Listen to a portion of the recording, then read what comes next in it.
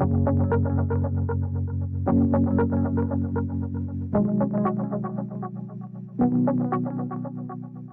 you ever felt so discouraged that you experience a kind of cosmic homesickness, a longing to return to the familiar, a longing to return to a sense of normalcy?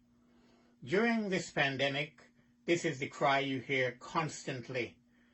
In this sixth and final devotional in the series, Don't Give Up, I'm encouraging you not to give up on sharing your faith even during these difficult days. In Psalm 137, the exiled children of Israel are in a similar state of longing to return to the familiar, to return to their homeland. In verses 1 to 4, we read of their lament. By the rivers of Babylon, we sat and wept when we remembered Zion.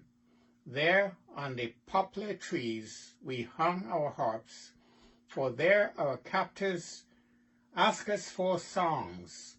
Our tormentors demanded songs of joy. They said, "Sing us one of the songs of Zion." Their response, "How can we sing the Lord's song while in a foreign land?"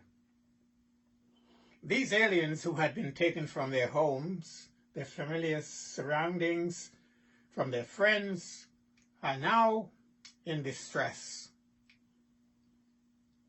The isolation from friends and family is just overwhelming for them. Understandably, their focus is turned inward. They're having a kind of pity party. As followers of Jesus, wherever we are and under what circumstances we find ourselves, we are asked by Jesus to be salt and light. You see, we too are aliens in this world.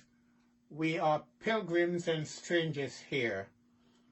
And so our question, how can we sing the Lord's song in a foreign land, should not be a rhetorical one, nor one of resignation.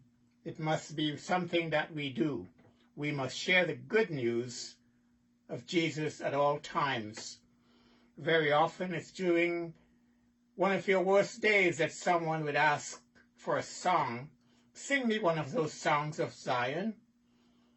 Share with me what it is about you that makes you so steady even during those difficult days. Your response cannot be, "If only you knew what I was going through, you wouldn't even ask." In 1 Peter 3:15, the Apostle Peter says, "Always be prepared to give an answer to everyone who asks you to give the reason for the hope that you have, but do this with gentleness and respect." So don't ever give up sharing the good news, regardless of the circumstances under which you find yourself. The good news of Jesus Christ is too precious to keep to oneself. Jesus came down to earth to live the life that we should have lived and to die the death that we should have died. Because of this, he has given us new life, abundant life, and a hope for all eternity. People everywhere are hungry and are eager to hear good news, the good news that they too can leave behind their past failures, sin and shame, and live a life of victory in Jesus.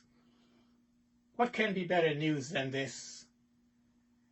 So let me encourage you, even during these difficult days, not to give up sharing the good news of Jesus Christ, because he is the hope of this world.